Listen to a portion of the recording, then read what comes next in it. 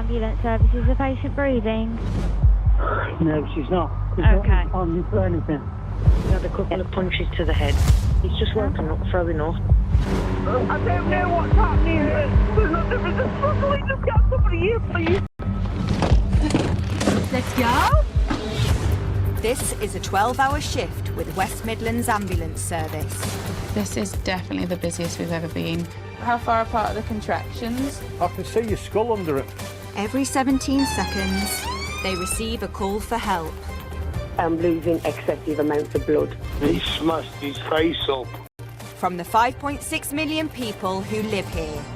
We see life, we see death, and everything in between. Have you ever been told you've got an irregular heartbeat? No idea what we're about to walk into. Listen to me. Filming simultaneously with 8 paramedic crews.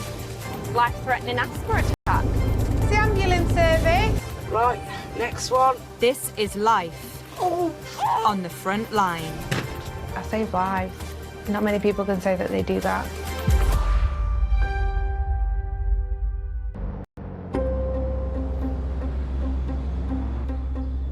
It's 6:30 on a Friday evening. The start of another 12-hour night shift for the paramedics of West Midlands Ambulance Service. Fingers crossed, it'll be nice and tranquil. At least one thing, it's not payday weekend, so there won't be too many out. No, but it's fresh as we can. Yeah. So some are going to start drinking. Yeah, they're going to be drinking all day. But in the halls. In the halls. And then they'll drift out later on. Right. Come on then.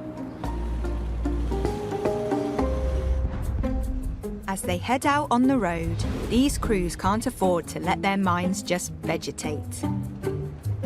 Would you rather walk around with a salad for a head, or broccoli for arms? Mind blown. I mean, broccoli's a bit boring just for arms, isn't it? Whereas, you know, salad, you could go a bit crazy. You could put chilli in the salad and be a bit hot-headed. Oh! That's terrible. Salad for a head. How can you answer that so quickly? Well, salad's floppy like hair. The broccoli for arms is no good. What can you pick up with a broccoli? I quite fancy the broccoli for arms. You don't like broccoli? Exactly, it's something biting my nails.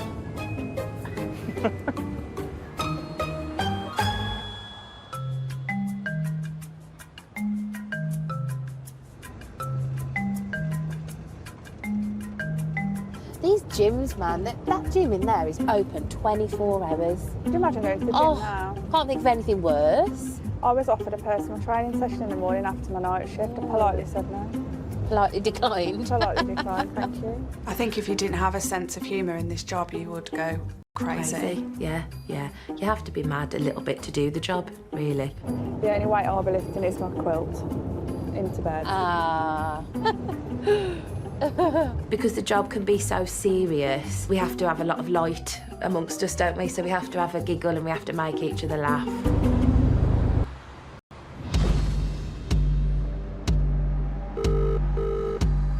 Ambulance service. Is the patient breathing? Yes, it's me. Okay, what's the reason for the call, please?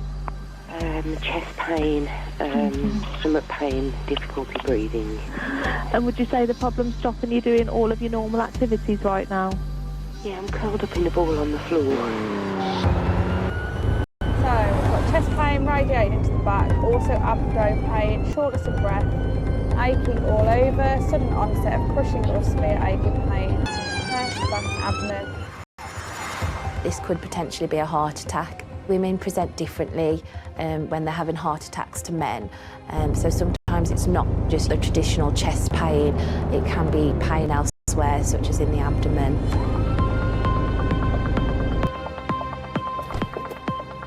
Fellow paramedic Laura is also with Paisley and Jess. Hello? Are you okay? Okay, what's your name, my lovely? So, Can you sit up for us, mate? Nice and slowly. Pardon? My dad's upstairs, he's got COVID. Okay, that's okay. Let's sort you out, my lovely. What's happened? have a look at you. Tell us what's happened. Just in stomach pain. Okay, what time did all this start? Half an hour ago. Okay. When 41-year-old Dawn found herself struggling to breathe with severe stomach pains, she called 999. Do you think we'll be able to get you on the sofa so you can be more comfortable and we can do your observations? So, Dawn, tell us what you were doing when this pain started. Can you sit up at all, mate? No. What were you doing when this pain started? You were just asleep. Were you asleep? Did it wake you up from your sleep? No, I was awake. Okay. Did you feel unwell before this pain? Was it mild throughout the day or has it just come on suddenly? Suddenly. Okay. And show us whereabouts the pain is, my lovely. Straight. Is it more the top of your stomach here? Yeah. Okay. And explain to us how it feels. Like stabbing. Yeah. When Dawn described her pain as a sudden onset stabbing pain, in the chest we would be concerned that there could be a clot in the lungs. We could think that it is a heart attack. In the abdomen we could be concerned that there is appendicitis present. Does anything make it feel better or worse? Bending over. As you are now? Okay. There's a lot of organs in the abdomen and there's a lot of life-threatening conditions that can stem from the abdomen as well. What do you feel like right now? Okay. So what we could do is try and slow your breathing down, all right? Because at the moment you're breathing quite fast. Do you think we can do that? So just take a nice deep breath in. You don't have to, if breathing in too deep is difficult, just breathe in nice and slow. And just give it a second. Just you're breathing faster, mate. Just slowly. We needed Dawn to calm her breathing down so that we could assess her properly. There was no way we were going to be able to do a full assessment while she was in such an anxious state. Dawn, just try and relax a little bit, my lovely, because it'll be making it worse. Okay.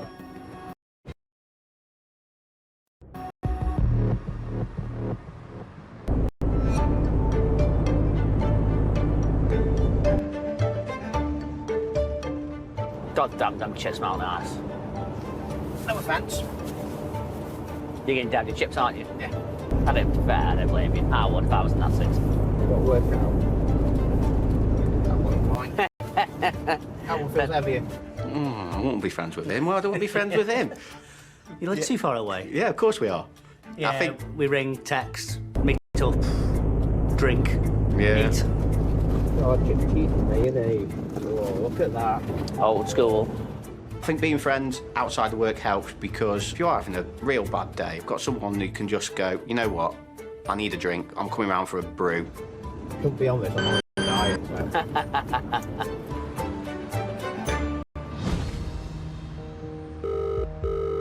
Ambulance service, is the patient breathing? Hello, is the patient breathing?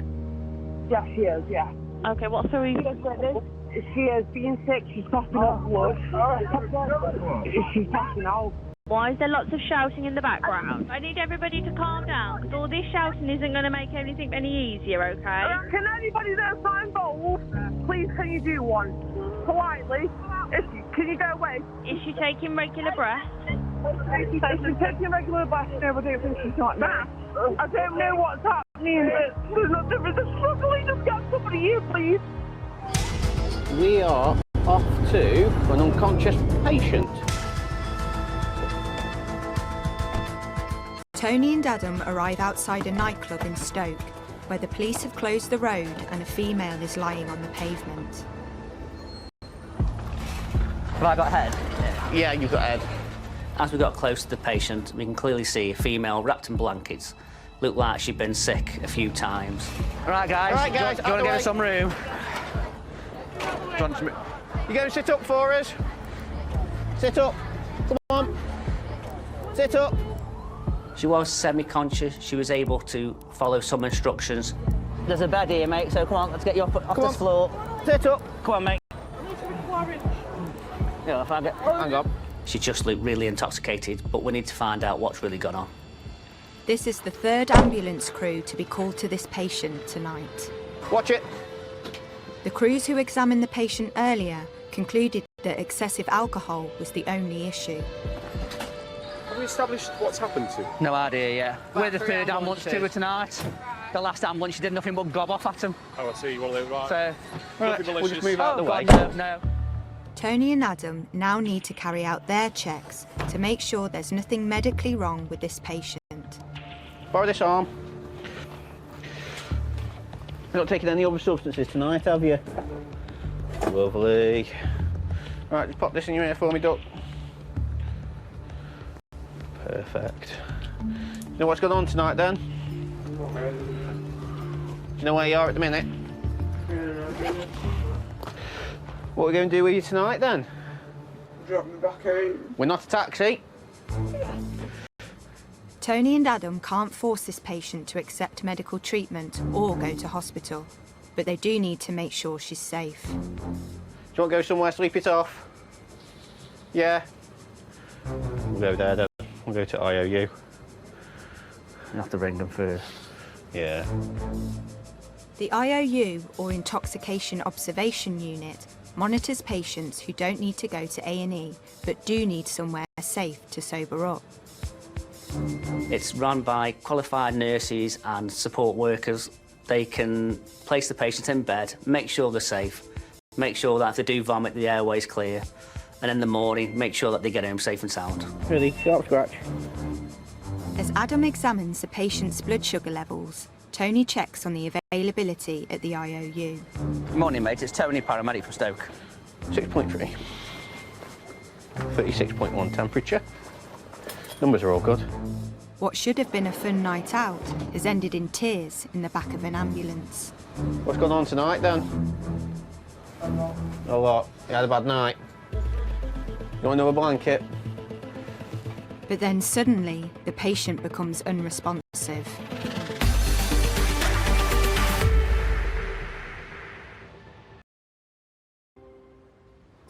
Wakey, wakey.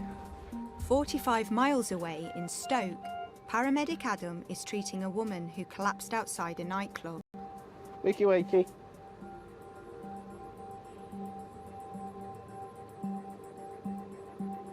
You going to wake up a bit?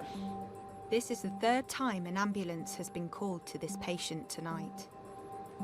See your eyelids fluttering, Duck. There we go. You feel sick? How much you had? Quite a bit. I was going to say quite a bit. Yeah, where's your hand? Take that off your finger for a minute. Hold on to that. If you're going to be sick in then. Just another normal Friday night. Just find out if we've got room fully at IOU.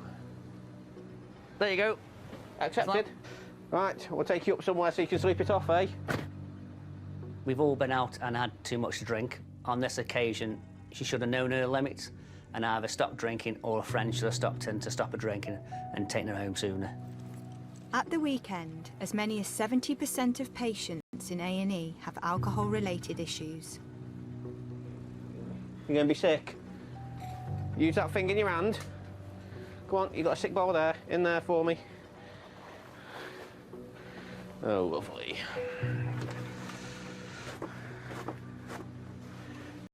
Yeah, Duck. Use some of them if you need them as well. Whenever you are ready, my friend. Oh, lovely. Oh. Is she threw up on the floor? She's getting the straps and everything. Nice and steady. Slow that breathing down. No, don't worry. If it's going to come, let it come. You've got tissues in your hand as well, Duck. Wipe your mouth if you need to. Are you not drinking for a while? All the patients say the same thing when they're intoxicated. I'm never drinking again. Never again? No. And I've heard the same story most Saturday nights for the last 13 years. Not the way you want your night to end, eh? You wait. Right, we're almost there, Duck. The patient arrives at the Intoxication Observation Unit. We here, Tone? Yeah. 999, arrive scene. Here, she'll be watched over by medical staff until she sobers up. Right then, couple little bumps. Give us a nod if you can hear us. There we go.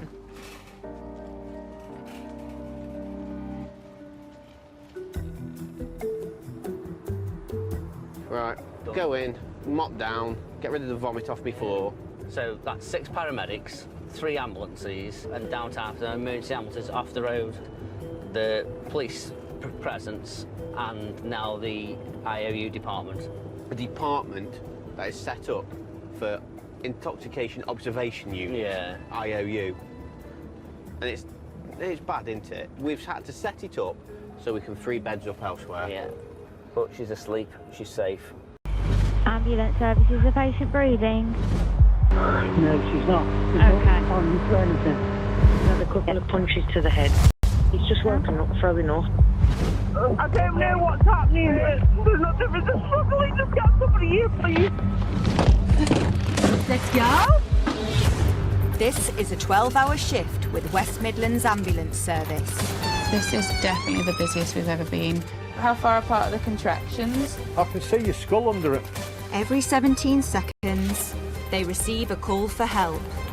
I'm losing excessive amounts of blood. He smashed his face up.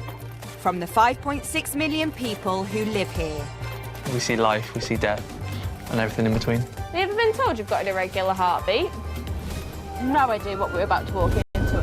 Listen to me. Filming simultaneously with 8 paramedic crews.